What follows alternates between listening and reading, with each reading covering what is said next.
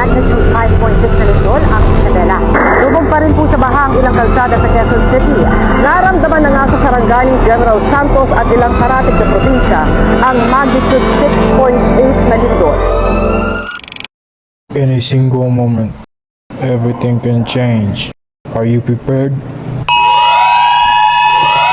After the recent earthquake, our university faces a difficult choice.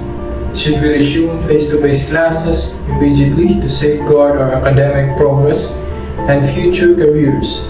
Or should we wait until every building, every room is fully guaranteed safe? Many argue that the returning now serves the greater good, that the sooner we continue our education, the sooner we rebuild our dreams, our families' hopes, and even our economy.